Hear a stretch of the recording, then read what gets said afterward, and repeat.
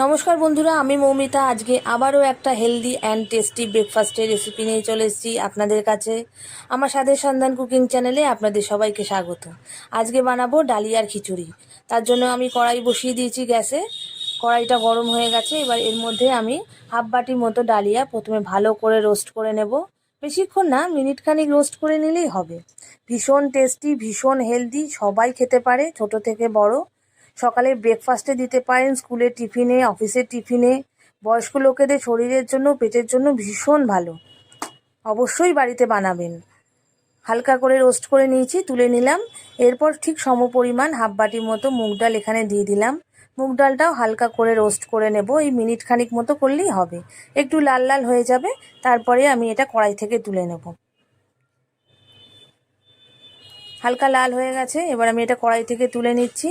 দুটো একসাথে মিশিয়ে ভালো করে জল দিয়ে ধুয়ে পরিষ্কার করে ঝরঝরে করে রেখে দেবো। তারপরে আমি বাদবাকি রান্নাটা করব। দেখুন, ভালো করে ধুয়ে ফেলেছি। এবার এটা সাইডে রেখে আবার কড়াই বসিয়ে দিয়েছি।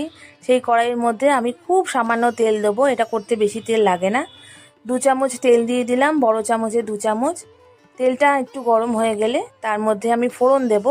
হাফ চামচ মতো গোটা জিরে, একটা শুকনো লঙ্কা, 2টো তেজপাতা। ব্যাস, এই অল্প ফোড়নেই হয়ে যাবে। ফোড়নটাকে একটু হালকা করে ফ্রাই করে নেব, একটা সুন্দর গন্ধ বেরোয় গোটা জিরে ভাজা পড়লে।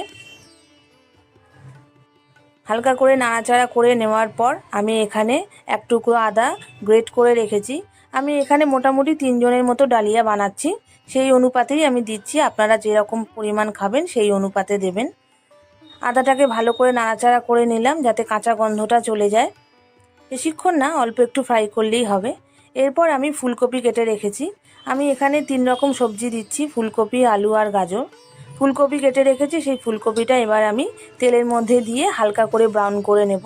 শীতকালে অনেক রকম সবজি পাওয়া যায়, আপনারা বিনস, মটরশুঁটি দিতে পারেন। লম্বা করে বিনস কুচি করে কেটে নেবেন, সঙ্গে মটরশুঁটিও দিতে পারেন, খুব ভালো লাগে খেতে। ক্যাপসিকাম দিতে পারেন, তবে আমার মনে হয় স্বাদটা তখন পাল্টে যাবে। হালকা করে ব্রাউন হয়ে গেছে ফুলকপিটা, তার মধ্যে আমি আলুটা দিয়ে দিলাম। আলুটাও হালকা করে নাড়াচাড়া করে নেব। খুব বেশি ফ্রাই করা দরকার নেই, আমার যেহেতু কড়াইটা ছোট তাই একটু নড়াচড়া করছে। ফুলকপির সঙ্গে আলুটা ভালো করে একটু নাড়াচাড়া করে নেওয়ার পরে আমি এর মধ্যে গাজরের টুকরোগুলো দিয়ে দেবো। গাজর ফ্রাই করার দরকার নেই, গাজরটা জাস্ট একটু নাড়াচাড়া করে নিলেই হবে কয়েক সেকেন্ডের জন্য। শীতকালে অনেক রকম সবজি পাওয়া যায়, আমি সারা বছরই এরকম বানিয়েই থাকি, আপনারাও বানাবেন। গাজরটা দেওয়ার পর আমি এর মধ্যে হাফ চামচ মতো নুন আর হাফ চামচ হলুদ দিয়ে দিয়েছি। পরে যদি প্রয়োজন পড়ে তাহলে আরও কিছুটা নুন অ্যাড করব।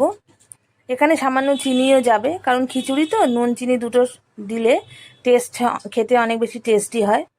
ভালো করে নাড়াচাড়া করে নিলাম, খুব বেশিক্ষণ লাগবে না।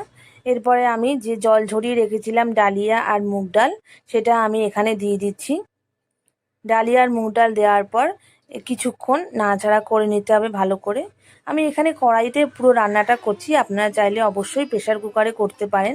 তার জন্য 2 থেকে 3টে সিটি দিয়ে নিলেই যথেষ্ট। একটু দেখে নিতে হবে সবটা সেদ্ধ হয়েছে কিনা। তবে তখন ফুলকপিটা একটু বড় করে কেটে নিতে হবে, না হলে ফুলকপিটা গলে যেতে পারে। আমি কড়াইতে করছি বলে ফুলকপিটা এইভাবে কেটে নিয়েছি। এবার ভালো করে একটু নাড়াচাড়া করে নিচ্ছি সব একসাথে। ভেজিটেবলসের সঙ্গে ডালিয়া আর মুগ ডালটা ভালো করে মিশে যাবে।